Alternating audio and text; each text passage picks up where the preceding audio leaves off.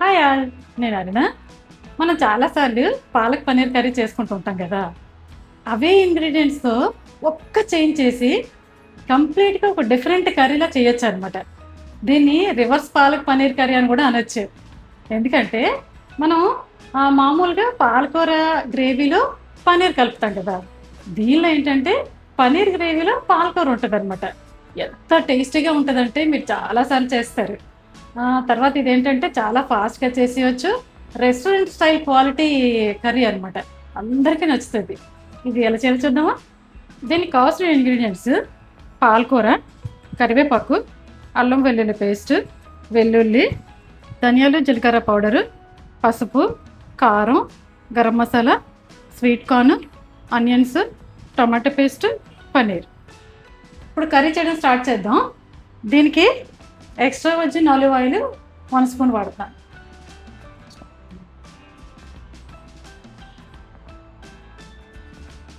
First garlic వేయాలి. ఇవి ఒక 10 ఉంటాయి. చిన్న చిన్న ముక్కల్లో కట్ చేశాను. తర్వాత ఉల్లిపాయలు, ఇవి పెద్దవి 2 ఉల్లిపాయలు సన్నగా కట్ చేశాను.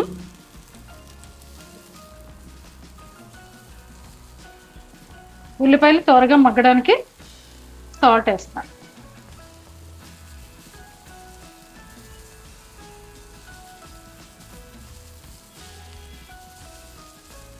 ఇప్పుడు కొంచెం కరివేపాకు,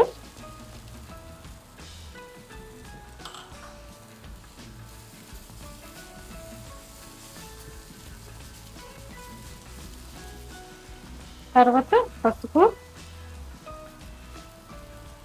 ధనియాలు జీలకర్ర పౌడరు, ఇది ఒక 1.5 టీ స్పూన్ ఉంటుంది. కారం ఒక 1.5 టీ స్పూన్. ఇది మీ టేస్ట్కి తగినట్టు వేసుకోవచ్చు. ఇది గరం మసాలా మాత్రం లాస్ట్లో వేస్తాం.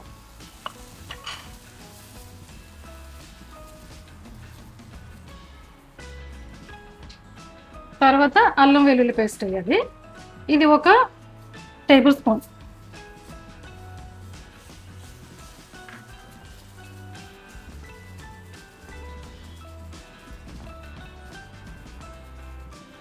ఇది 1 నిమిషం వేగిన తర్వాత టమాటో పేస్ట్. ఇవి 2 పెద్ద టమాటాలు.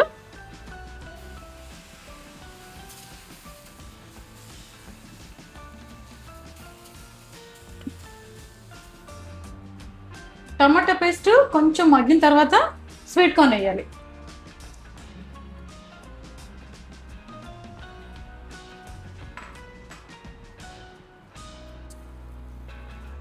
కార్న్ వేసి 1 నిమిషం అయింది. ఇప్పుడు పాలకూర, ఇవి 2 పెద్ద కట్లు. మీకు ఎలా నచ్చితే అలా వేసుకోవచ్చు. మీకు తక్కువ కావాలనుకుంటే తక్కువ వేసుకోవచ్చు.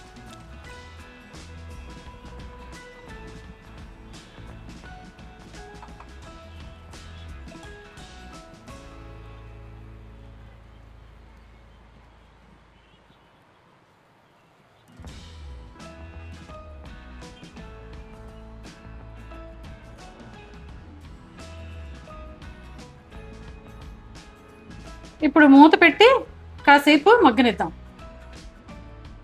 ఇప్పుడు పాలకూర మగ్గుతుంది కదా, పన్నీర్ గ్రేవీ చేద్దాం.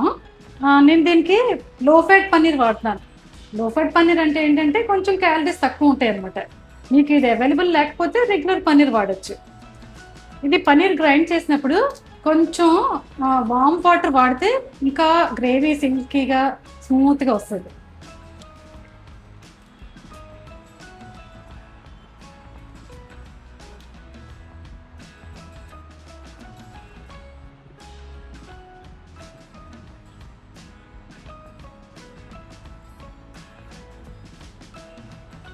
పాలకూర బాగా మగ్గిపోయింది.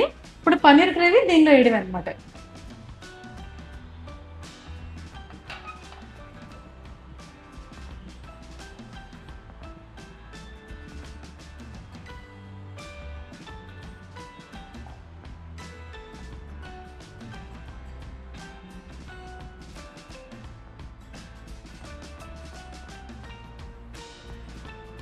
పన్నీర్ గ్రేవీ వేసిన తర్వాత 2 నిమిషాలు మగ్గనిస్తే సరిపోతుంది. కర్రీ ఆల్మోస్ట్ రెడీ అయిపోయింది. ఇప్పుడు లాస్ట్లో గరం మసాలా వేస్తాం అనమాట. ఇది మీ ఆప్షనల్, మీకు నచ్చితే వేసుకోవచ్చు, లేకపోతే వదిలేవచ్చు.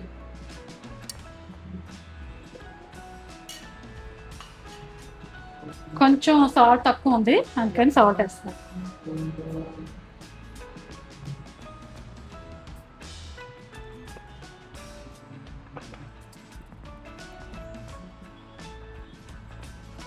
కర్రీ రెడీ అయిపోయింది.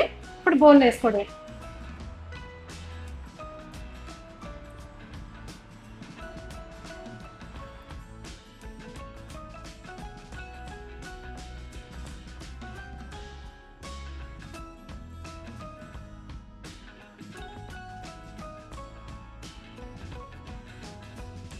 ఇప్పుడు టేస్ట్ చూసి ఎలా ఉందో చెప్తాను.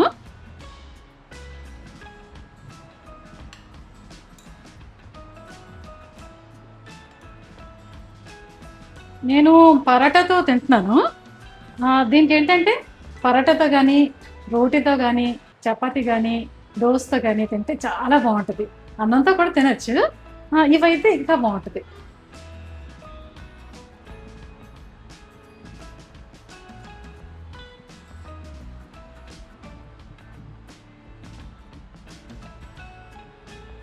సూపర్ క్రీమీగా, సూపర్ టేస్టీగా ఉంది. దీనిలో బటర్ వాడలేదు, తర్వాత ఫ్రెష్ క్రీమ్ వాడలేదు, కాజు పేస్ట్ వాడలేదు. అయినా కూడా ఆ 3 వాడినట్టుందనమాట.